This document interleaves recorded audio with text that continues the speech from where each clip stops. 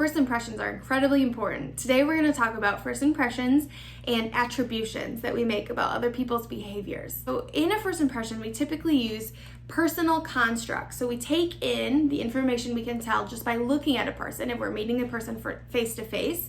So things like their clothes, their hair, the artifacts on their bodies, and we make inferences about who they are and what we expect from them. And then people can change our minds, right? They can act in ways that are different from what we assume just by looking at them, which often happens, and then we take time to adjust the first impression. However, first impressions are really powerful and hard to change. There's something called an anchoring effect, which means that our first impression kind of anchors our opinion of someone, and it's hard to move from that anchor. So we know that in a first impression, people tend to take in information in a certain order. So first we have physical, right? So is this person tall or short? Then we take in the role. So are they the buyer and I'm the seller in this situation? Are they the seller? I'm the buyer.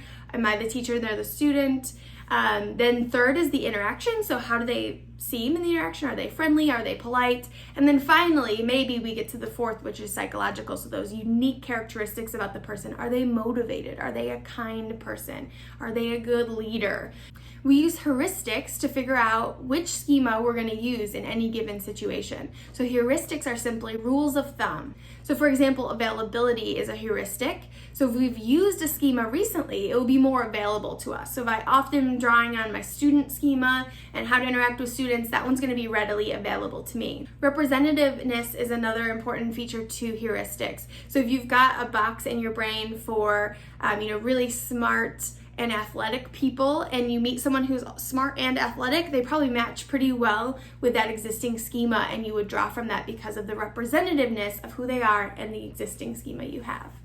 Attribution theory says that humans are constantly looking for explanations for why people act the way they do and say the things they do. So we operate in a two-step process. So just like first impressions, we make an initial automatic inference about someone and why they behave the way they do. Then we can go back, if we're motivated to do so, and think more carefully about it. Think about what other things are going on in their situation and reassess and readjust our initial attributions. So there are two types of attributions you should be aware of. The first is personality attributions. So these are attributions we make about people based on who they are. If a student was late to my class, I might assume that they're lazy, unmotivated, that they're disrespectful, and that they don't care. These would be personality attributions. A situational attribution, on the other hand, really looks at what's going on for a person in their lives, right? So what about the situation caused the behavior? So if a student was late to my class, a situational attribution might be that they got in a car accident on the way to class, that their bus was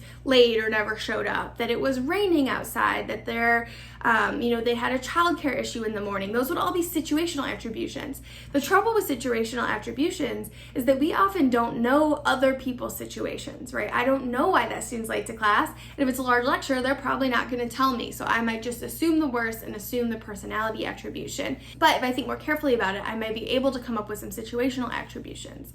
So we're more likely to do situational attributions when it comes to our own behavior because we know our situation. I know that I'm not late for class because I'm lazy or disrespectful. I know exactly why I'm late for class due to the situation. Whereas it's easier when making sense of others' behaviors to use personality attributions because we don't know what's going on in their situation. There's some interesting biases that go along with attributions. So one is the one I just described, where we're more likely to make situational attributions for ourselves and personality attributions for others. We're also more likely to make situational attributions for people we know well and care about and that are in our in-group. So like my best friend, she's late to class, even if I don't know what happened to her that morning. I know that she's not lazy, unmotivated, or rude, so I would automatically assume situational, like, oh, what's happened to her this morning to make her late? Because she's in my in-group and I know her and I know what she is like. Another is the anchoring bias that I talked about earlier with first impressions. So this idea that our initial attribution, so I have decided that this student is lazy, it's going to be really hard for that student to change my mind about that because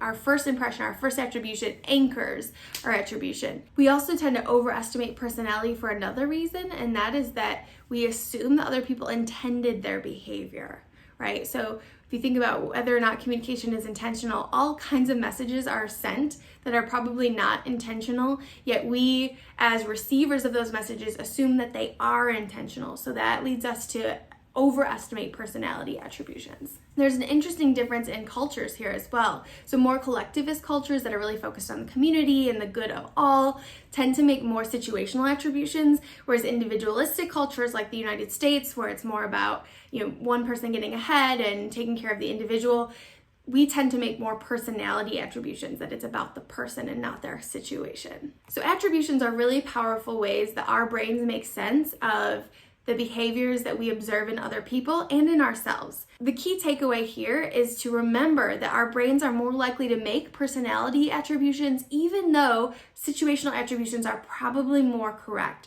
So if you can catch yourself making personality attributions and think, what might be going on in this person's situation to make them behave this way, you can try to combat some of those biases that our brains are likely to have.